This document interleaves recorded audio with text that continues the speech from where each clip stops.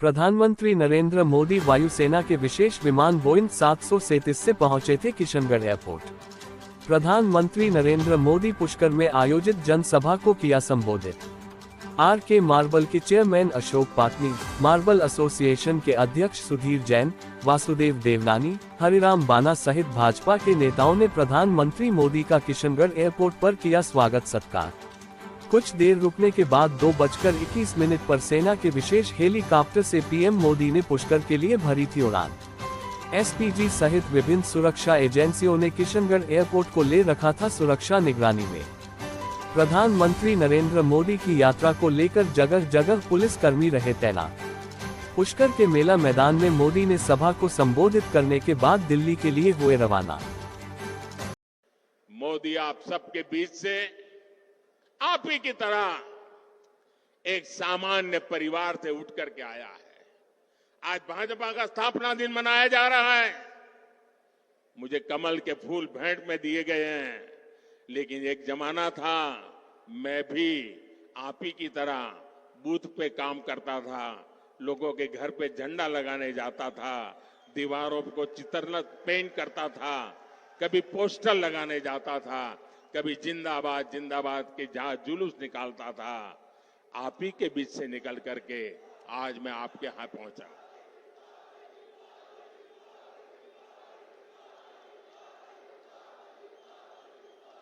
साथियों, ये जो देश के बड़े बड़े नामदार कांग्रेस और शाही परिवार के बड़े बड़े नामदार इस कामदार को गाली देते हैं, वो नामदार है। शायद गाली देना उनका वो अधिकार मानते होंगे। ये कामदार ऐसा है जो हर गाली को पचा जाता है। साथियों, ये मोदी से इसलिए नाराज है क्योंकि मोदी आज देश के गांव गरीब के साथ चट्टान की तरह खड़ा है। जनता के पैसे को लूटना ये लोग अपना खानदानी हक समझते थे। मोदी ने पिछले 10 साल में लूट की इस बीमारी का परमानेंट इलाज कर दिया है। मोदी ने इनकी लूट की दुकान का शटर गिरा दिया है और इसलिए ये बौखलाए हुए हैं। साथियों, इन परिवारवादी भ्रष्टाचारियों के कैसे कैसे खेल होते हैं, मैं आपको एक उदाहरण देता हूं। आज बीजेपी की सरकार देश के 80 करोड़ जरूरतमंदों को मुफ्त राशन देती है। अलग अलग योजनाओं का पैसा सीधा आपके खाते में आता है।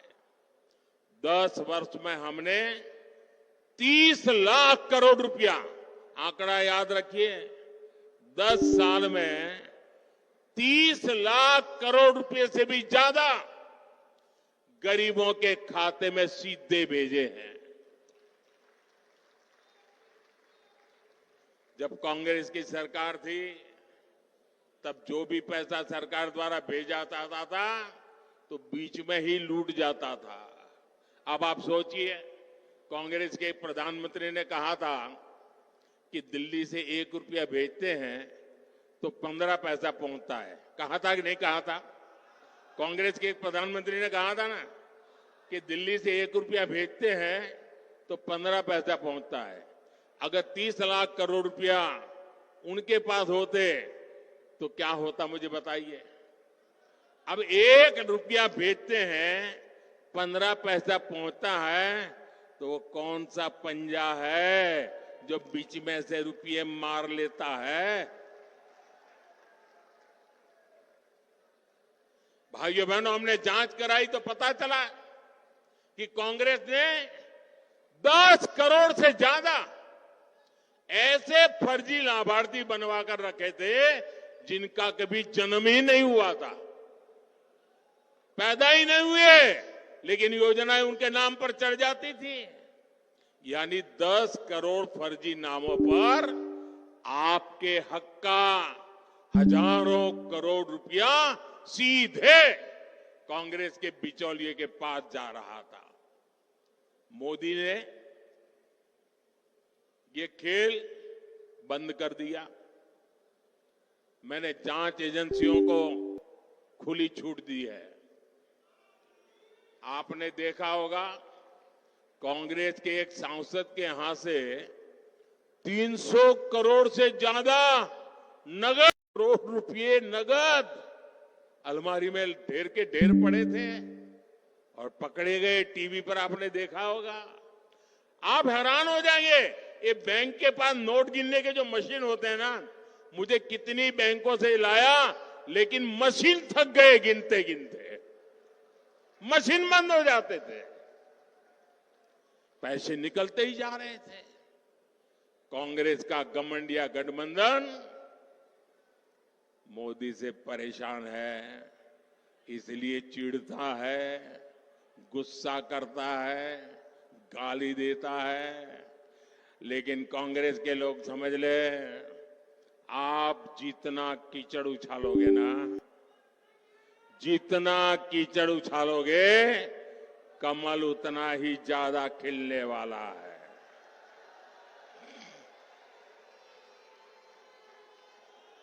और आप देखिए, मैं कहता हूं भ्रष्टाचार हटाओ, वो कहते हैं भ्रष्टाचारी बचाओ। अभी देखिए, कांग्रेस पार्टी चुनाव जीतने के लिए रैली नहीं कर रही है, भ्रष्टाचारी को बचाने के लिए रैली कर रही है। ये कितना भी बोलते रहे, भ्रष्टाचार के खिलाफ मोदी की लड़ाई जारी रहेगी। मुझे बताइए, मुझे लड़ाई जारी रखनी चाहिए कि नहीं? इस देश से भ्रष्टाचार जाना चाहिए कि नहीं? भ्रष्टाचार खत्म होना चाहिए कि नहीं होना चाहिए? आपके आशीर्वाद है ना? आपके आशीर्वाद है ना? आपके आशीर्वाद है तो मैं लड़ता रहूंगा। और भाइयों बहनों, मेरी सरकार का तीसरा कार्यकाल बहुत दूर नहीं है। पहले 100 दिन में भ्रष्टाचार के खिलाफ बीजेपी सरकार और भी बड़े फैसले लेने जा रही है। मैं तैयारी करके बैठा हूं, सारी तैयारी शुरू कर दी है। और इसलिए मैं कहता हूं, 10 साल में जो कार्रवाई देखी वो तो ट्रेलर है, अभी तो बहुत कुछ होना बाकी है। साथियों, राजस्थान में आने वाली 19 अप्रैल और 26 अप्रैल को मतदान होगा। अब आप देखिए, राम मंदिर बना, आप लोग खुश है कि नहीं है? राम मंदिर बना, आप लोग खुश है कि नहीं है? आपके मन को शांति मिली कि नहीं मिली? अब मुझे बताइए, चलो भाई राम मंदिर बन गया, लेकिन उसकी प्राण प्रतिष्ठा में जाने का विरोध करना, यह शोभा देता है क्या? इतना ही नहीं, अगर कोई प्राण प्रतिष्ठा में आ गया तो उसको कांग्रेस पार्टी से 6 साल के लिए निकाल दिया। क्या इस देश में ऐसा हो सकता है भाई? प्रभु राम के बिना आप देश की कल्पना कर सकते हो? हमारे यहां तो सुबह शाम मिलते हैं तो राम राम सा करके शुरू करते हैं भाई। और अंतिम विदाई में भी राम बोलो राम से ही जाते हैं जी। उस राम के खिलाफ इतना गुस्सा मेरे दिमाग में नहीं बैठ रहा है भैया। प्रभु राम अपने घर विराजे, और ये रामनवमी आ रही है, सज धज के लोग मनाने वाले हैं। हम देखते हैं कितना विरोध करते हो।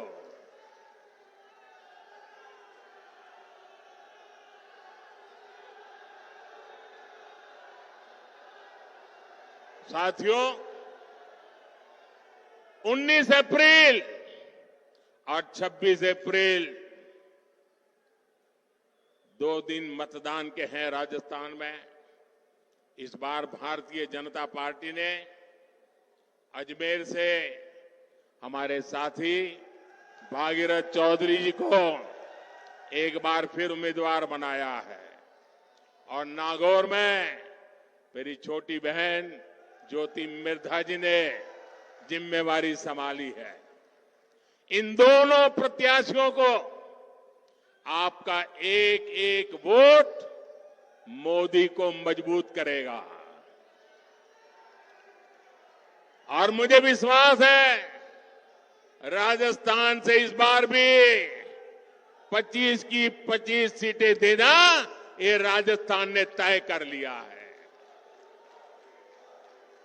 लेकिन इसके लिए हमें पोलिंग बूथ जीतना है। हमारी पूरी शक्ति पोलिंग बूथ जीतने में लगनी चाहिए। गर्मी कितनी ही तेज क्यों न हो, सुबह सुबह मतदान हो जाना चाहिए।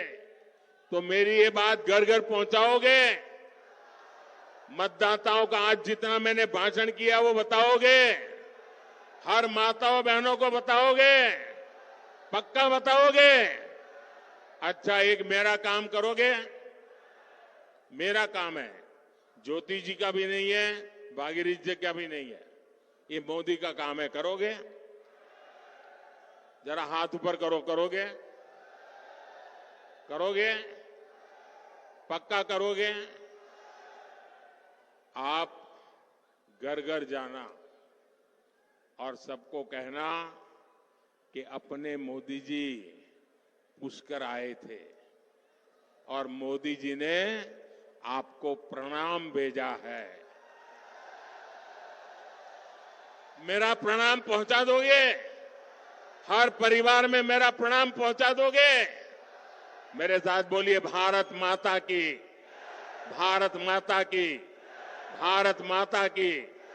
बहुत बहुत धन्यवाद।